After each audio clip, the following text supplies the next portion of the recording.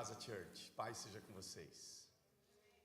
Que presente a gente poder celebrar a Páscoa um dia antes e a gente estar assim em família, estarmos como igreja do Senhor, a igreja que o Senhor escolheu para viver em unidade, para viver em comunhão.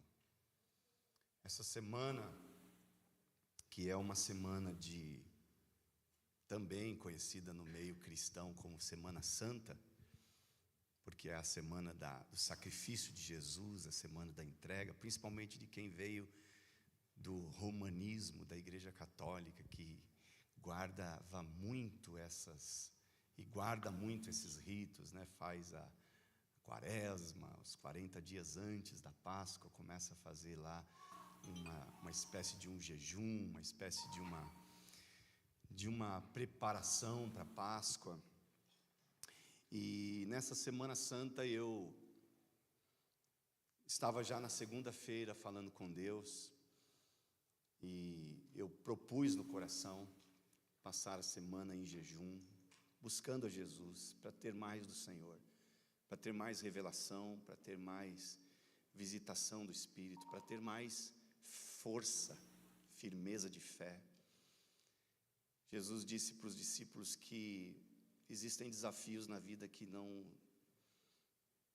não se vence se não fortalecer a fé, e a fé é fortalecida por meio do jejum e da oração, por meio de uma comunhão que a gente busca com Jesus, de uma busca, e você muitas vezes acaba tendo que tomar a decisão de fazer isso. Isso vai exigir de você sacrifício, e os sacrifícios que nós fazemos, eles são muito abençoadores, porque a gente vive dimensões muito além daquilo que a gente projetou ou pensou. Então eu já comecei o meu domingo ministrando em Port Charlotte, e eu tinha descido para o culto de tarde. Eu estava meditando e orando, pedindo a Deus uma palavra, e pensando até, eu tinha pregado 2 vezes ou 3 vezes esse mês, agora de março, aqui, sobre face a face, e não tinha pregado nenhuma em Port Charlotte. Então, se eu levasse uma das 2 mensagens que eu tinha pregado aqui para ministrar lá, estava tudo certo também. O pessoal de lá não tinha me ouvido pregar ainda. Mas Deus me deu uma palavra. Então no domingo Deus já começou ministrando forte no meu coração, e me deu uma outra mensagem, eu ministrei lá. Na segunda-feira eu estava com alguns amigos que eu tenho, e um grupo de oração que eu tenho toda segunda noite, de pastores e não pastores do Brasil. A gente faz uma videoconferência, e nós estávamos meditando na palavra, e um texto de Romanos, no capítulo 1, se não me engano, versículo 18, que a Bíblia diz que Deus usou a sua criação para se revelar à humanidade. Enquanto nós estávamos lendo isso, um dos nossos amigos, que não é pastor, é um businessman, e ele disse: poxa, que interessante, semana passada eu tive uma experiência, e ele contou a experiência que teve. E quando ele contou a experiência que ele teve foi dele ver uma mensagem de um cliente que ele tem na internet, mensagens sequenciais, de alguém que estava frustrado, decepcionado com a vida, decepcionado com pessoas, e ele viu aquela sequência de mensagens, e ele ligou para a pessoa, perguntando como é que ele estava, que estava tudo bem, e o sujeito não se abriu por telefone, disse que estava tudo bem, que estava tudo certo, mas ele continuou sendo inquietado no coração, e foi à empresa daquele homem. E quando chegou lá, aquele homem começou a se abrir com ele, convidou para tomar um café, chorou, e ele teve a oportunidade de ministrar na vida dele. Enquanto ele estava falando isso, eu comecei a ser repreendido de uma certa forma pelo Espírito Santo, porque alguns dias atrás eu estive num supermercado, e eu percebi que chegou ao meu lado um casal, E eu estava ali escolhendo algumas coisas e eu percebi que eles começaram a falar em português. E eu sou muito intencional no falar de Jesus. Eu creio muito e na verdade, creio naquilo que Paulo disse, que nós temos que falar a tempo e a fora de tempo. Numa outra versão, o texto diz, quer seja oportuno, quer seja inoportuno. A gente precisa falar de Cristo, a gente precisa anunciar Jesus, a salvação de Jesus. E quando eu vim para os Estados Unidos, há 11 anos atrás, agora em março fez 11 anos que a gente está aqui, né, que nós fomos enviados para sermos missionários nesse lugar. A gente morava em Port Charlotte, na época não tinha nem 100 famílias brasileiras na cidade. Então, as poucas conexões que eu fiz com brasileiros, eu pensava o seguinte, vou fazer uma conexão de amizade primeiro, para depois falar de Jesus e do Evangelho, porque para a pessoa não se afugentar, porque geralmente quem não caminha com Jesus, não quer caminhar, certo? Principalmente se está tudo certo na vida da pessoa, em questões humanas, corriqueiras. Vamos supor, às vezes o casamento está bem, as finanças estão bem, então a pessoa está ali e diz, não, eu sou abençoado por Deus, eu logo não preciso de Jesus, ou eu tenho Deus no coração e está tudo certo. Esse é o discurso. E eu comecei a fazer conexões, só que quando eu começava a conversa com a pessoa me perguntava, o que você faz? E eu dizia, sou pastor. E quando eu dizia, sou pastor, a pessoa nunca mais falava comigo, porque ninguém quer falar com o pastor. O pastor é chamado no dia do problema, no dia da situação difícil. A pessoa geralmente corre de pastor, principalmente quem está fugindo dessa espiritualidade, dessa conexão com Deus. E um dia eu estava frustrado, orando, dizendo, Deus, eu estou aqui, todas as pessoas que eu abordo, tento uma aproximação, as pessoas somem, e o Espírito Santo falou comigo, é porque você não foi enviado aí para isso. Eu te enviei para você falar do meu amor. E você está tentando fazer conexão para levar as pessoas para a igreja que você é pastor. Então o Espírito Santo falou comigo, o seu papel é semear, é falar. E o meu papel é convencer, é transformar, é libertar. E fazer com que a pessoa caminhe comigo.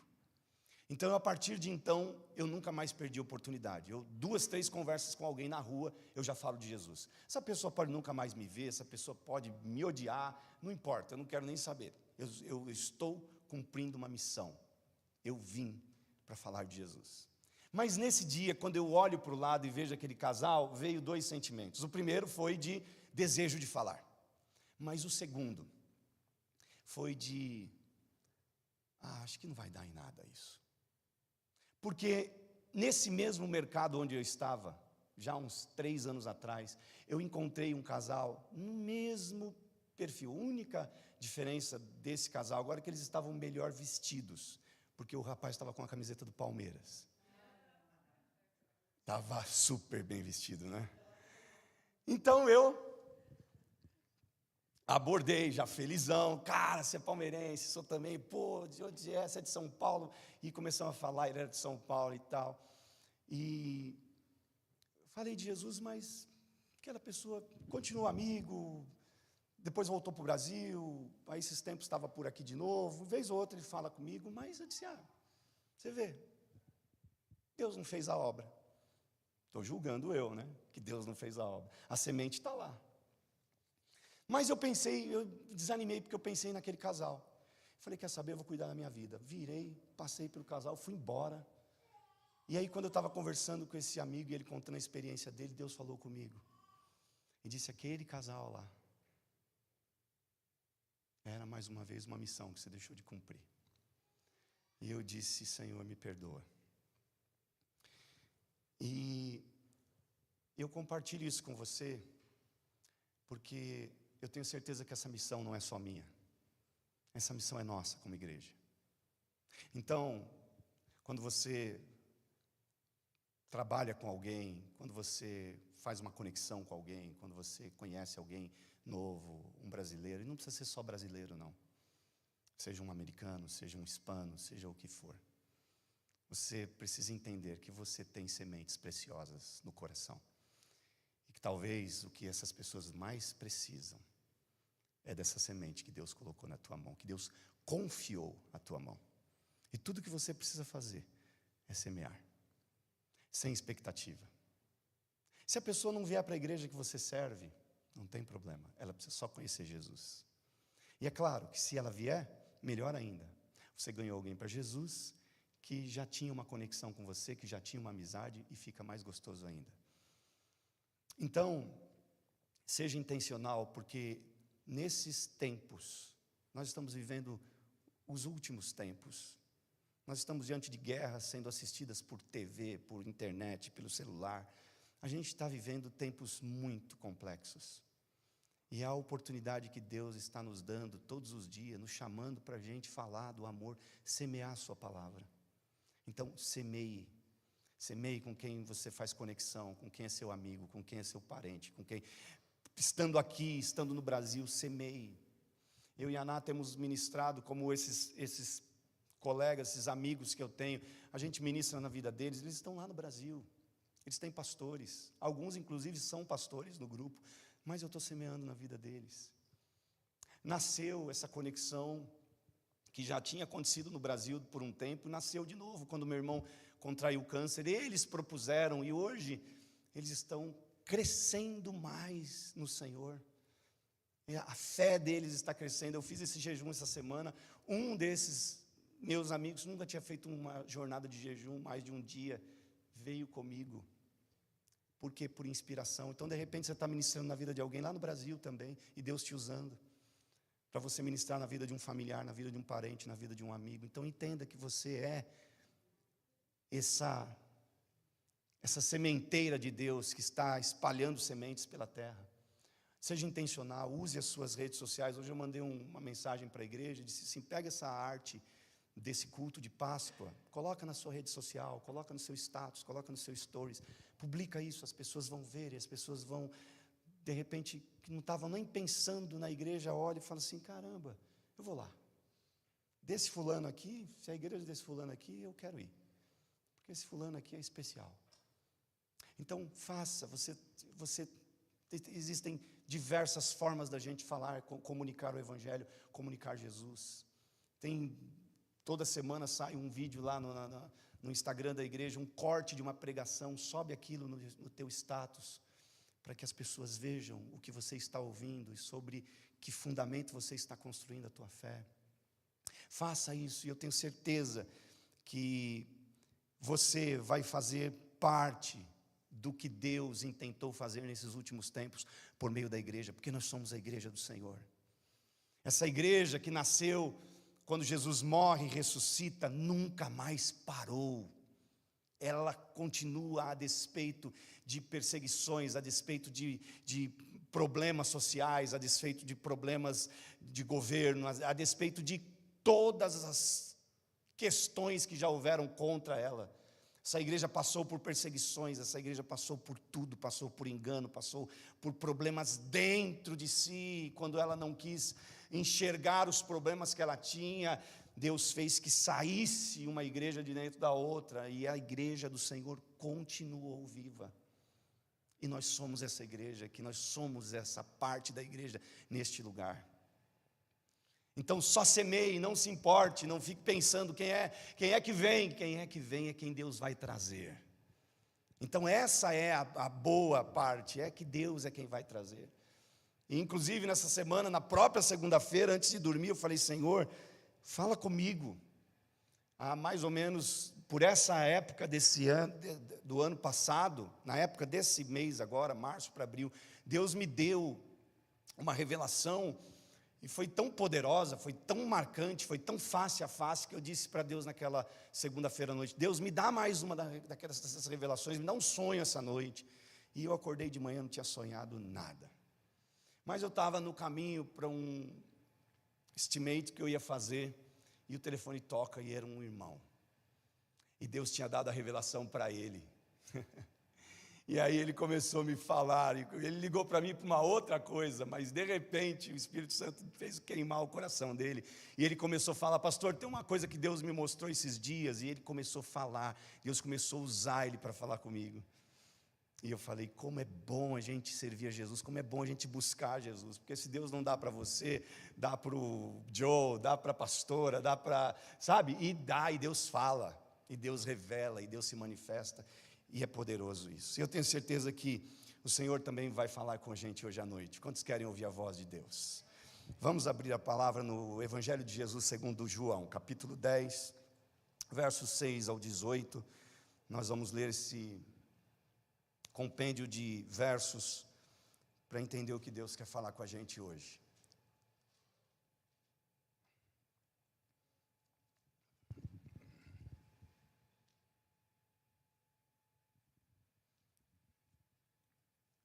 João 10 e 6.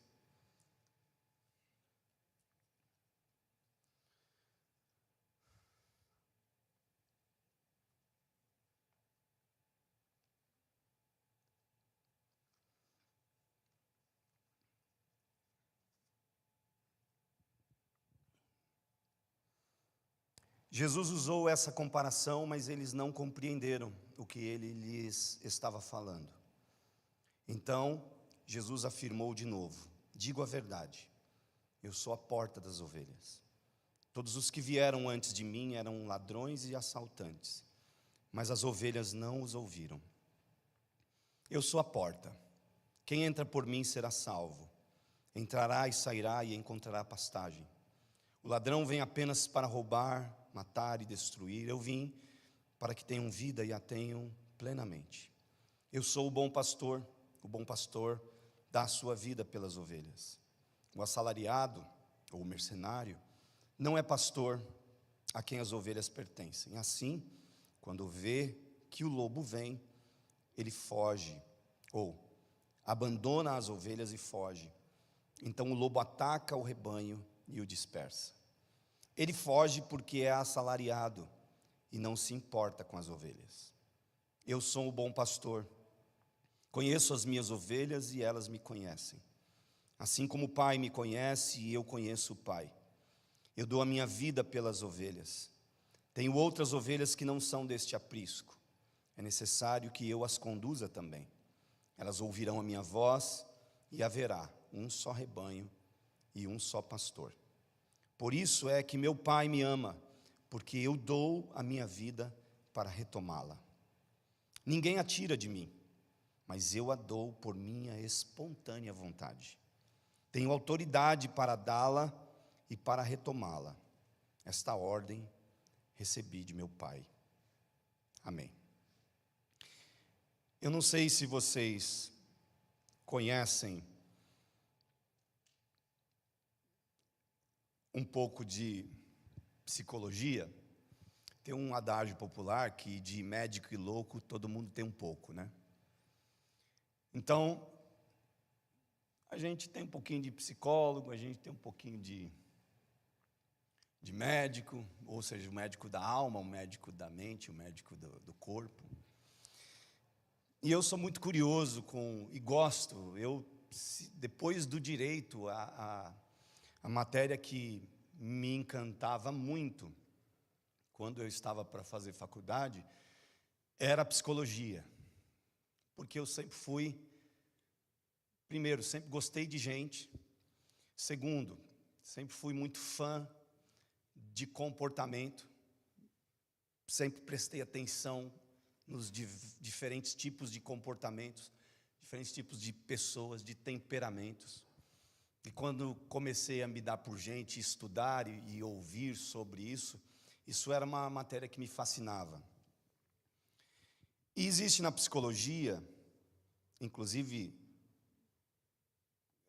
composta e da autoria do pai da psicanálise, que é Freud, uma coisa chamada conflito de expectativa. E conflito de expectativa, para você que não sabe, e eu também não sabia, é uma atribuição que nós fazemos aos outros daquilo que somos, principalmente defeitos e falhas. A gente, segundo a psicanálise e segundo Freud, esse conflito de expectativa é o ato de eu atribuir a alguém aquilo que eu geralmente sou. É o ato de eu prestar atenção e me incomodar com o defeito de alguém, e a verdade é que eu também tenho esse defeito. E às vezes numa intensidade maior do que aquela pessoa que eu estou apontando e atribuindo uma determinada falha. E por que isso veio ao meu coração, e o que tem a ver isso com o texto que a gente leu, que é um texto que Jesus está revelando o seu propósito, dizendo ser a porta, dizendo ser também o pastor, dizendo ser o autor daquilo que aconteceria em Jerusalém. E hoje eu estava conversando com a Lavínia no almoço e comecei a falar com ela sobre essa questão de que Jesus tinha inimigos no judaísmo. Foram judeus que prenderam Jesus, foi soldados judeus, soldados do Sinédrio, que prenderam Jesus. Os romanos, quem açoitaram, crucificaram-no, e lá na cruz ele morre. Jesus tinha inimigos em todas as áreas do judaísmo, que era dotada de diversas classes e ramos dentro do judaísmo. Você tinha fariseus, você tinha saduceus, você tinha escribas, você tinha os essênios. Os essênios eram uma categoria de judeus que viviam nas cavernas de Qumran, por exemplo, onde foi achados os escritos do Mar Morto há alguns anos atrás. Escritos antiguíssimos, que inclusive trouxe uma grande força, inclusive para as escrituras, porque foram encontrados aqueles escritos da época dos profetas, escondidos nas cavernas de Qumran, e lá viviam homens, e esse era um grupo do qual o João Batista fazia parte. Ele fazia parte de um grupo de essênios, que era uma ala radical do judaísmo. Eles viviam em cavernas, se escondiam. Esses homens se alimentavam de mel silvestre, de gafanhoto, era o que eles comiam. Os caras eram uns bichos do mato, sabe? Pensa nos caras doidos. Os saduceus e os fariseus, por exemplo, eles tinham uma diferença. Os fariseus criam na ressurreição de mortos, os saduceus não criam na ressurreição de mortos. Então, dentro do judaísmo, haviam várias classes e categorias que, inclusive, não tinham comunhão uma com a outra. Eles estavam ali, mas todos eles tinham pontos de vista distintos e cada um vivia na sua. E dentro daquele grupo, Jesus tinha perseguições em todas essas esferas. Tinha muito inimigo dentro do mundo judeu. Em todas as esferas, tinham pessoas perseguindo Jesus. Mas quem matou Jesus não foram os saduceus, não foram os essênios, tinha os zelotes. Os zelotes eram rebeldes judeus que treinavam e conspiravam constantemente contra o Império Romano. Os zelotes eram rebeldes que esperavam e sonhavam com uma luta armada contra Roma, para retomar o poder para Israel. Esses eram os zelotes. Então, perceba, dentro de todas essas categorias, Jesus tinha inimigos. Mas não foram os zelotes, não foram os essênios, não foram os saduceus, não foram os fariseus, não foram os escribas. Quem matou Jesus não foram os romanos, não foram os soldados romanos. Jesus disse no texto que a gente leu: eu é quem dou a minha vida, ninguém tira. Ninguém tira a minha vida de mim, eu é quem dou, por livre e espontânea vontade. E quando eu estou pensando nisso e meditando nessa palavra, eu tive essa compreensão e essa lembrança desse conflito de expectativa. Por quê? Porque ao longo dos anos, tem um capítulo 13, versículo 8 de Apocalipse, que fala de uma dimensão de Jesus presente na história. Olha o que é que diz, capítulo 13, versículo 8 de Apocalipse: todos os habitantes da terra adorarão a besta, a saber, todos aqueles que não tiveram seus nomes escritos no livro da vida do Cordeiro, que foi morto desde a criação do mundo. Jesus morreu 3.000 e tantos anos depois da criação do mundo, mas a Bíblia está dizendo que ele foi morto desde a criação. Tem uma outra tradução que diz assim: antes da fundação do mundo, o Cordeiro foi morto. E a verdade é que isso não quer dizer que Jesus fisicamente tinha sido morto antes, por uma outra civilização. Não. Isso quer dizer que Deus sempre anunciou a morte de Jesus ao longo da história. Adão e Eva, quando eles pecam e desobedecem a Deus, o que eles fazem? Folhas de figos ou folhas de figueira e cobrem a nudez. E quando Deus se encontra com eles, o que é que Deus faz? Deus substitui aquela roupa deles de vegetal. E Deus tece para eles uma roupa de pele de animal. E ali estava o primeiro sacrifício. Deus matou um animal. Lá no Éden, lá no Antigo Testamento. No começo de todas as coisas, Deus sacrificou um animal. E é muito provável que tenha sido um cordeiro. E cobriu eles com essa roupa, com essa pele. E ali o Cordeiro de Deus estava sendo sacrificado. Já estava havendo um anúncio de que o Filho de Deus haveria de ser sacrificado. Nós estamos celebrando a Páscoa hoje, mas a Páscoa não é o que aconteceu apenas há cerca de 2.000 anos atrás. A Páscoa é algo que acontece desde o dia em que o homem pecou. Deus começou a mostrar para a humanidade como é que ele faria. E no aspecto do conflito de expectativa, porque eu disse eu falei para vocês que eu ia dizer o que tinha a ver o conflito de expectativa com o texto que a gente leu e fugi e não voltei mais. Então, só para você depois, não dizer: ô pastor, você fala as coisas e depois não cumpre. Então, assim, para voltar aqui no conflito de expectativa, o ser humano sempre se valeu de alguém que o representasse, que fizesse dele alguém melhor, que lhe empolgasse, que lhe fizesse esquecer dos seus problemas, que lhe fizesse se esquecer das suas fraquezas e dos seus fracassos. O ser humano sempre se valeu disso, ao longo de toda a história. Por que as pessoas se drogam? Por que as pessoas se embriagam? Por que as pessoas passam uma noite numa balada se drogando, se embriagando, para se esquecer, de alguma forma, para eles se desconectarem de uma vida que é cheia de peso, cheia de angústia? Então ele pega um dia na semana, e se ele puder pegar todos os dias, ele pega todos os dias. E ele entra numa dimensão que ele fala: bom, aqui eu estou bem, aqui eu não estou sentindo problema, aqui eu não sinto culpa, aqui eu não sinto nada, aqui eu estou sob um efeito alucinógeno, eu estou sob um efeito de alguma coisa que me faz não me conectar com a minha realidade. O ser humano sempre buscou isso.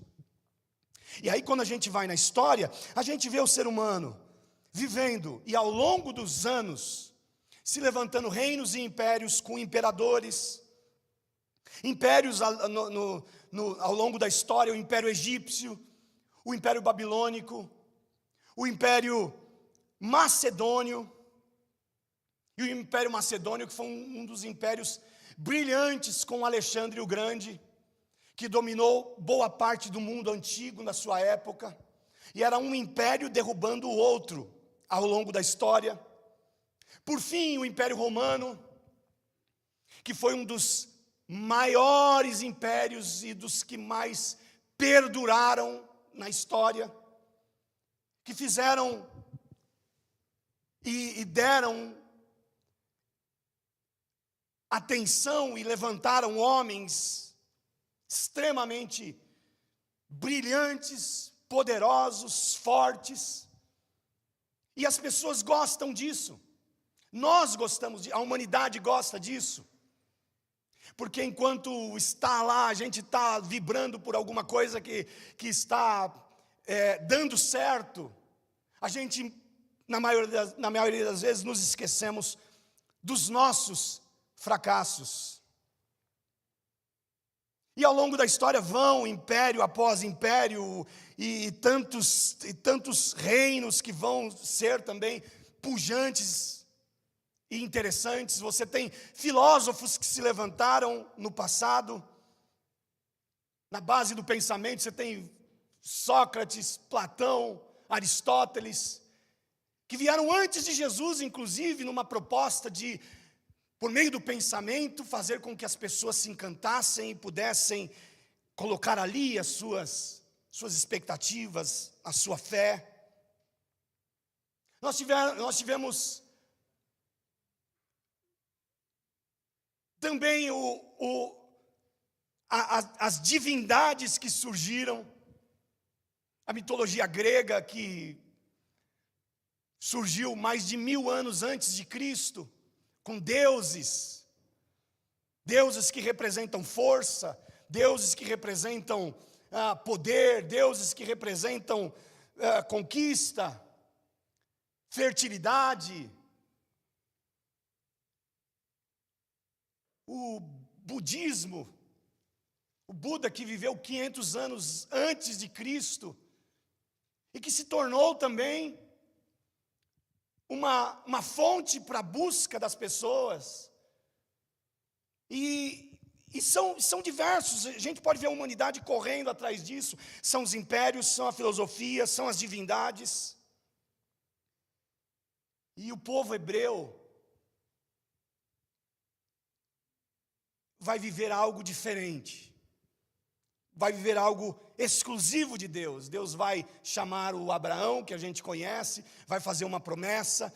Debaixo da promessa de Abraão, Deus tinha dito que faria vir uma descendência real, e era uma preparação para o Cristo. Então Israel começa com Abraão, cerca de 3 gerações de patriarcas: Abraão, Isaque, Jacó. E aí em José, que seria a 4ª geração, já acaba no Egito. E quando José morre, o faraó seguinte que vem não conhecia a história de José, diz o texto, e ele escraviza os hebreus lá por cerca de 400 anos no Egito. Depois de 400 anos, Deus levanta Moisés, que liberta o povo do cativeiro e agora leva o povo para a terra prometida. Deus levanta Josué, que coloca o povo dentro da terra prometida, e esse povo agora está sendo cuidado por Deus. Mas não durou muito tempo para esse povo também deixar de olhar para si e começar a olhar para essa teoria do reflexo, olhar para o outro, tentar esconder de si os seus problemas, as suas angústias, e espelhar no outro. E aí Israel ficou por cerca de 300 e poucos anos num período dos juízes, e no período dos juízes o texto diz: homens que não conheciam o Senhor. Depois de passado o tempo dos juízes, Deus levantou Samuel, e por meio de Samuel ungiu um período novo, um período monárquico na história de Israel, e vai levantar Saul, que vai ser o primeiro monarca e rei de Israel. Depois de Saul passa para Davi, que foi um excelente rei, um homem segundo o coração de Deus. De Davi, Deus vai entregar o trono para Salomão. Salomão constrói o templo, um templo religioso, cheio de ouro, cheio de coisas preciosas, de matéria-prima preciosa, prata. E o templo de Salomão era uma das maiores maravilhas que existiam naquela época, naquele mundo. E Israel estava desse jeito, também entregue a buscas que pudessem fazer-lhes se esquecer ou transferir os problemas deles para alguém, porque a gente é muito suscetível a isso. A gente tem mais facilidade de dizer assim, foi o outro, do que dizer, está aqui, fui eu. Perdão. Eu assumo. O erro é meu, a responsabilidade é minha. Isso é do homem. Israel, nesse período monárquico, depois de Salomão, vai viver uma divisão. E o reino se divide 10 tribos para um lado, 2 tribos para o outro. As 10 tribos de um lado é o reino norte, que é chamado Israel, e as 2 tribos é o reino sul, que é chamado Judá. E essas 2 áreas de Israel vão ser conquistadas, o norte pelos assírios, o sul pelos babilônicos, e Israel vai viver vergonhas, destruição, queda, problema, divisão, uma série de problemas. Deus restaura, traz de volta esse povo. O período dos profetas passa diante desse cenário e contexto. Mas chegou uma época que por 400 anos antes de Jesus nascer, Deus não levantou um profeta para falar em Israel. O povo que estava acostumado a ouvir a voz de Deus, o povo que estava acostumado a receber algo de Deus ao longo da história, agora está inteiramente no escuro, sem saber o que Deus quer fazer com eles. Porque Deus calou os profetas e por 400 anos Israel ficou sem uma profecia. E esse período é chamado na teologia por período interbíblico, que é um período de silêncio de Deus. E perceba que esse Israel que vai viver todas essas nuances de cresce um pouco e é abatido, cresce mais um pouco e é abatido de novo. As coisas estão indo bem e vêm os inimigos e roubam eles. As coisas estão indo bem, vêm os inimigos e levam eles. Eles passam a viver desesperados na expectativa de um Messias. Mas quem que eles pensavam ser o Messias? Eles não estavam pensando o Messias, alguém que Deus estava dizendo que seria, que Deus estava querendo que eles entendessem que fosse. Eles pensavam de acordo com esse espelhamento, esse conflito de expectativa, que não só faz eu colocar a culpa, mas também a própria esperança daquilo que eu não sou no outro. Então aquilo que eu não sou, eu espero que você faça. E se você não fizer, eu vou inclusive te culpar. O problema vai ser seu e não meu. Foi você que errou e não eu. Então essa é a expectativa e a forma que Israel vai viver. Os judeus esperavam alguém que superasse todos os heróis do passado, que eles tinham visto inclusive. Eles esperavam um Messias que tivesse a fé de Abraão, que fosse forte como Sansão ou mais, que fosse mais valente que Davi, mais visionário que Moisés, mais guerreiro do que Josué, que conquistou a terra prometida, mais puro que Samuel, mais intrépido do que Elias. Essa era a figura do Messias que os judeus esperavam. E vem Jesus. E Jesus não vem com a força de Sansão. Jesus vem olhando viúvas que estão chorando a morte do seu único filho e curando e ressuscitando esse filho para que essa viúva não fique abandonada. Jesus vem ouvindo um mendigo que está clamando por ele, por misericórdia, e vai ao mendigo curar os seus olhos. Jesus vem atendendo uma mulher que é trazida para ser apedrejada porque tinha adulterado, e ele vai se compadecer dela e perdoá-la. E inclusive transferir aos seus algozes a culpa que eles também carregavam dos seus próprios pecados, ou espelhar e mostrar para eles a responsabilidade que eles tinham também no reino dos céus. Então esse Jesus que a gente está celebrando hoje, é um Jesus que veio, mas não veio para fazer a vontade humana, percebam? E é por isso que João vai dizer assim, ele veio para o que era seu e os seus não o receberam. E tem muita gente que interpreta esse texto e lê ele desse jeito, ele veio para os seus e os seus não receberam. Não é o que o texto diz, ele veio para o que era seu, os seus não o receberam. O que era dele? Era o propósito, era a cruz. Éramos nós. Era o todo da humanidade, não eram os judeus. Jesus não veio para os judeus exclusivamente, e graças a Deus que não. Jesus veio para o propósito. Jesus veio para que, por meio de uma entrega, por meio da sua morte, nós pudéssemos viver. Os judeus queriam que Jesus fosse a soma dos heróis e se vingasse dos outros. E assim o estresse deles fosse amenizado. Jesus veio num contexto diferente. A diferença entre o Messias que eles queriam, um guerreiro vingativo, e o Messias que eles precisavam, um cordeiro que tira o pecado do mundo, era muito grande. Porque Jesus não apenas queria dar a eles um paliativo, um placebo. Sabe o que é placebo? Remédio de farinha. Que o médico olha e vê que o paciente está com um problema, na verdade, psíquico.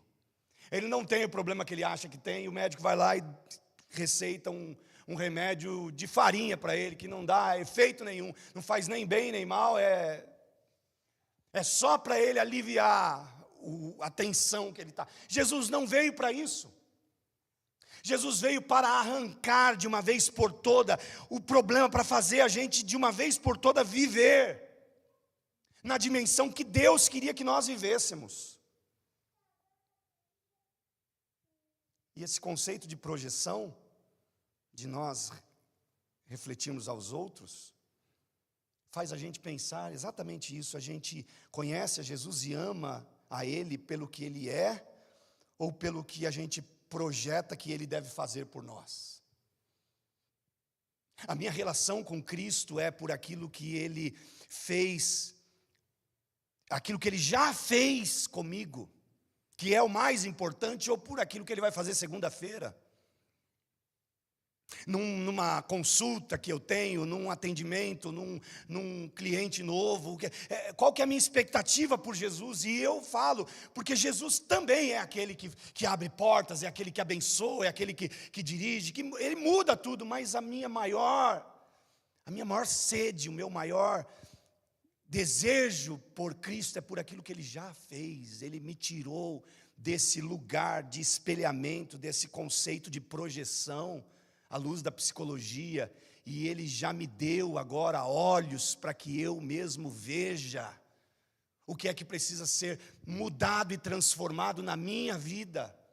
Quando Jesus falou com a igreja de Laodiceia em Apocalipse, Ele disse: vocês dizem, rico sou, de nada tenho falta, e Jesus disse: vocês não sabem que vocês são cegos, que vocês são pobres, miseráveis, vocês são nus. Eu aconselho que vocês comprem colírio para os olhos, que vocês comprem roupas brancas. Jesus estava dizendo para eles que Ele tinha uma proporção muito diferente daquela que a gente pensa estar vivendo. O colírio de Deus abre os nossos olhos para a gente reconhecer quem nós somos de verdade, qual o estágio que nós estamos, que ponto nós estamos e onde Deus quer nos levar. Os imperadores que a história tinha conhecido, que esses homens tinham ouvido falar e que eles projetavam no Messias, eles se destacavam por suas conquistas. Jesus vem e se destaca por suas entregas. Jesus não veio para ser um conquistador.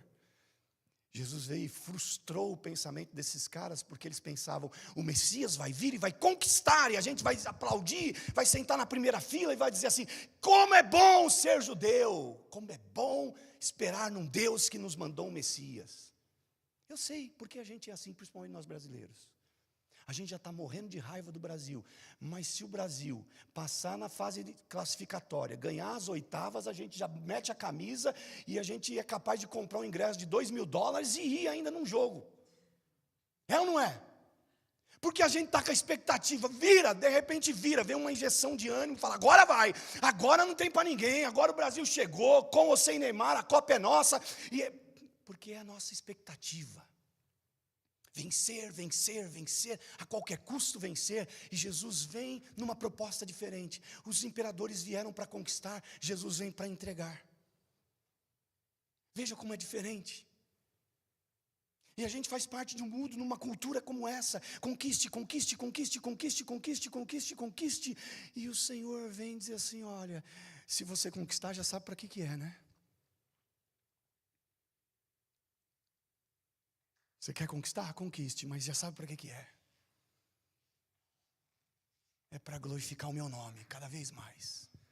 É para que o meu reino seja cada vez mais amparado e apoiado. É para que cada vez mais pessoas vivam menos sofrimentos. É para isso que Deus vai usar as nossas conquistas, e eu não falo só de dinheiro, eu falo das conquistas intelectuais que você pode conquistar, das conquistas sociais que você pode ter, das conquistas até políticas que Deus pode te dar nessa terra. Elas serão um propósito de Deus para te usar e para alavancar o evangelho onde Deus colocar você.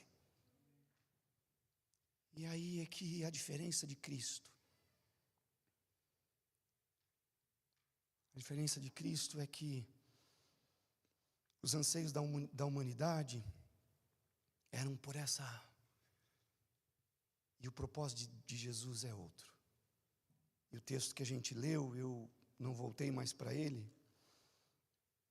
mas Jesus está dizendo, todos os que vieram antes de mim eram ladrões e assaltantes.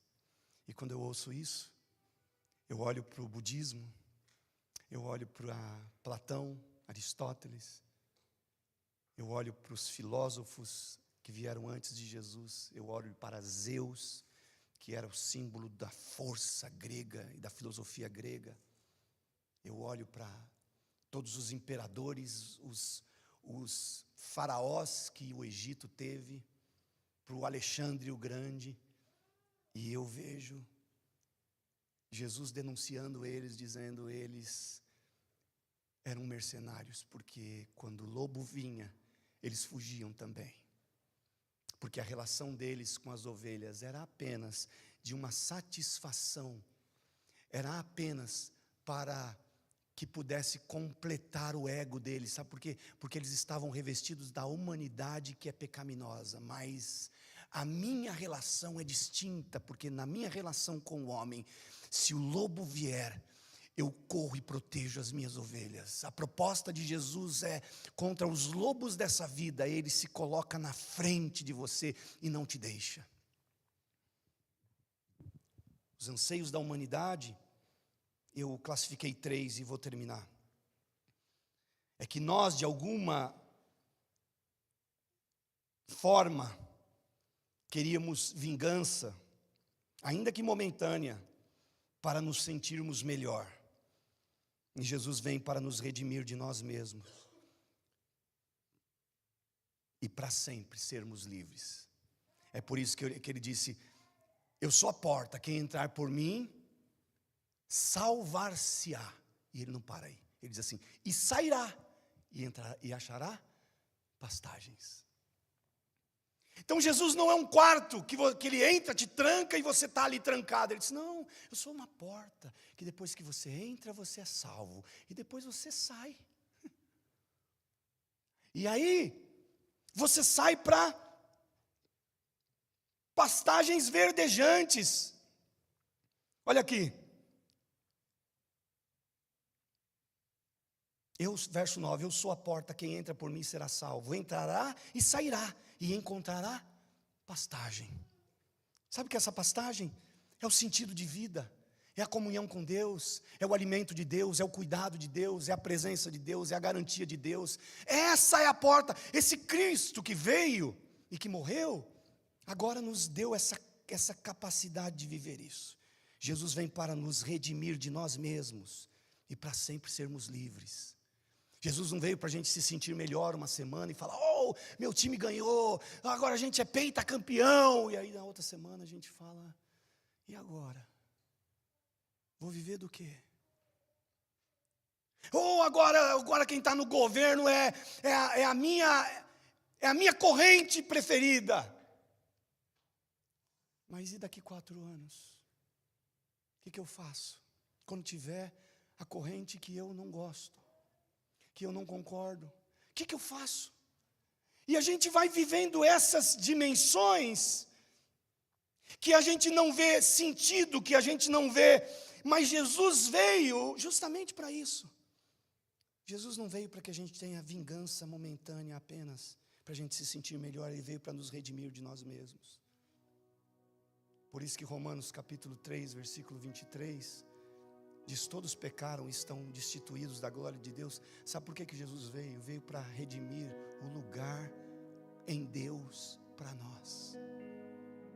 E o lugar em Deus para nós, em Cristo, é tão poderoso que nada pode te tirar dali. Nada, nem ninguém. Não tem nada, não tem situação, não tem condição, não tem governo, não tem problema, não tem problema financeiro, emocional, sentimental, relacional, não tem problema nenhum que consegue te tirar desse lugar. Quando você entra por essa porta que é Cristo, Jesus disse assim: aquele que entrar por mim vai se salvar, e vai sair, vai achar pastagem. Você entende? Que Ele não vai te colocar numa clausura, mas Ele vai te dar uma liberdade, e você vai vivendo agora um relacionamento de pastagem. Ele vai cuidando de você, porque pastagem é o cuidado para a ovelha, é o alimento para a ovelha diário. E é essa dimensão. O mundo veio nessa expectativa. A humanidade, o anseio da humanidade é: me dê algo que seja momentâneo para eu me sentir melhor. Jesus disse: eu não vou te dar algo momentâneo, eu vou te dar algo eterno. Eu vou religar, eu vou trazer uma conexão distinta, poderosa, nova. Segundo o conceito da humanidade e versus o propósito de Jesus, é a humanidade, as coisas com a humanidade são consistidas em coisas, reinos, riquezas, territórios, para que a gente viva de cabeça erguida. Conquistas. O Filho de Deus veio e ao invés de conquistar, entregou. Quer ver o que está escrito em Romanos capítulo 5, versículo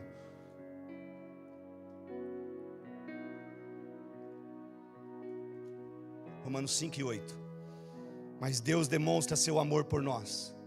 Cristo morreu em nosso favor, quando ainda éramos pecadores. Dá para levantar a cabeça? Porque às vezes a gente fica dizendo assim: depois que essa área da minha vida estiver resolvida, eu vou andar de cabeça erguida. Sabe quando é que você tem que andar de cabeça erguida? É agora, enquanto você conhece a palavra de Deus. Porque Deus demonstra o seu amor por você. Como é que Deus demonstra o seu amor por mim, pastor? Cristo morreu em seu favor quando você ainda era pecador, quando você não merecia, quando você não era digno. E agora não é que você mereça, mas é justamente quando você, como agora a gente está reconciliado com Cristo, então a gente fala: bom, agora eu tenho comunhão com. Mas foi antes disso, quando você estava rebelde, distante de Deus, resistindo a Deus, e ao invés de buscar a Deus, fugindo de Deus. É nesse período que Deus demonstrou amor por você, quando Ele enviou Cristo. Em terceiro, a gente vê os anseios da humanidade versus a proposta de Cristo. É que a humanidade quer ter um Deus a quem possa ir e colocar a sua fé. Deus nos deu o seu Filho, que veio e lavou os nossos pés. É poderoso isso, porque a humanidade só queria mais um Deus. A humanidade só queria mais um Deus que eles pudessem chamar de Deus, de Senhor, de déspota, de rei. Tanto Tanto é que o próprio Israel, um período na história, começou a adorar outros deuses, começou a se tornar politeísta. Esse povo que era sempre monoteísta, num período da sua história, no período de Elias, eles começam a adorar Baal, e agora eles estão adorando um Deus de dia, outro Deus à noite. De manhã eles adoram Baal, à noite eles adoram a Deus, e vice-versa, até que Deus vai levantar Elias para dizer: até quando vocês vão ficar cocheando, até quando vocês vão ficar se dividindo em dois pensamentos? Ou Deus é Deus, ou Baal é Baal. Ou vocês servem um, ou vocês servem outro. Ou vocês se inclinam e se entregam a um, ou vocês se inclinam e se entregam a outro.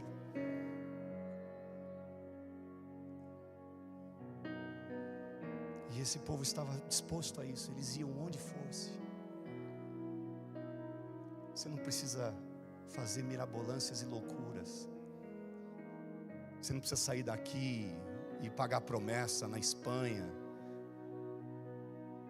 Você não precisa fazer uma jornada no caminho de Compostela. Se você for, que seja para você ver o pôr do sol lá e aproveitar. Mas você não precisa disso para que isso promova algo na tua vida. Deus veio por meio de Cristo. A gente não precisa sair daqui dos Estados Unidos de joelho e ir até a Aparecida do Norte, 8.000 quilômetros. Não, Deus veio. A gente não precisa sair daqui para lugar nenhum, para igreja nenhuma. E a verdade é que Paulo disse que nos últimos tempos as pessoas teriam comichões nos ouvidos e sairiam andando em busca de mestres que pudessem dar sentido para a vida delas, mas isso já está remediado pela palavra. Nós estamos vivendo esse tempo onde as pessoas estão em busca de dopamina. Então me ofereça um culto eletrizante, radical, num ambiente extremamente instagramável, e eu vou fazer parte da tua igreja, pastor. É esse lugar que eu vou ficar. Me oferece um lugar onde eu arrepie dos pés à cabeça, onde eu caia, onde eu sei lá, onde seja um negócio cool, e eu vou viver. E não é isso o reino de Deus. O reino de Deus é Cristo vindo, é Cristo se manifestando, é Cristo fazendo aquilo que está escrito em Marcos 15:39, quando o oficial romano, o texto diz: quando o oficial romano que estava diante de Jesus viu como ele havia morrido, exclamou: este homem era verdadeiramente o Filho de Deus. O Filho de Deus veio lavar pés, o Filho de Deus veio amparar as viúvas, o Filho de Deus veio restaurar a sorte da humanidade, não com uma conquista mais, mas com uma entrega total, a entrega da vida. Nós somos muito abençoados por isso. Nós podemos celebrar a Jesus hoje, porque a gente está inteiramente coberto e cercado por essa poderosa e empolgante mensagem, a mensagem de que o Filho de Deus veio para nos restaurar aos braços de Deus, de que o Filho de Deus não veio para a gente viver, sabe, a base de dopamina e ter uma reunião onde a gente fique dopaminado e aí a gente fala: pô, agora eu estou me sentindo bem, que legal, que cool. Não, o Filho de Deus veio para uma mudança interna, para uma transformação interna em nós. O Filho de Deus não veio para a gente ficar se sentindo bem. O Filho de Deus veio para a gente ver o nosso próprio estado e dizer: Senhor, eu sou pecador, eu preciso da tua misericórdia, eu preciso me entregar. O Filho de Deus não veio para a gente ficar se sentindo melhor. O Filho de Deus veio para a gente ver, sabe, qual que é a realidade, o que é que eu preciso mudar na minha vida, o quanto eu preciso estar mais próximo de Deus, ao invés de eu querer estar mais próximo de mim mesmo, dos meus próprios anseios, desejos, das minhas próprias necessidades. É para isso que o Filho de Deus veio. O que nós vamos fazer? Nós vamos querer esse filho, ou a gente vai dizer: ah, não, eu quero uma experiência dopaminérgica, eu quero uma experiência eu vou dizer: não, eu quero esse filho, porque esse filho me comprou, me restaurou, me redimiu, e eu quero, Senhor. Para te adorar eu vivo, para te adorar eu vivo, só para te adorar. Você pode cantar isso?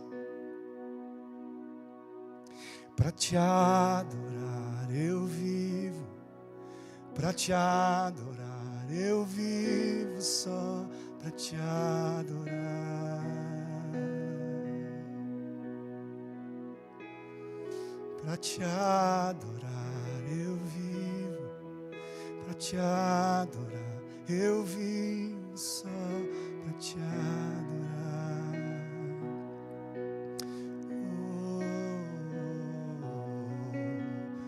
To worship you I live, to worship you I live to worship you. Oh, to worship you I live, to worship you I live to worship you.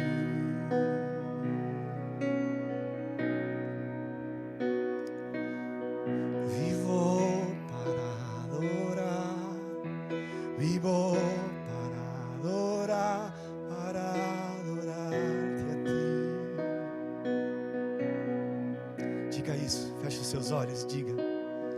Vivo para adorar, vivo para adorar-te. Senhor, nós declaramos que nós recebemos esse presente do Senhor que é Cristo, e nós somos satisfeitos nele.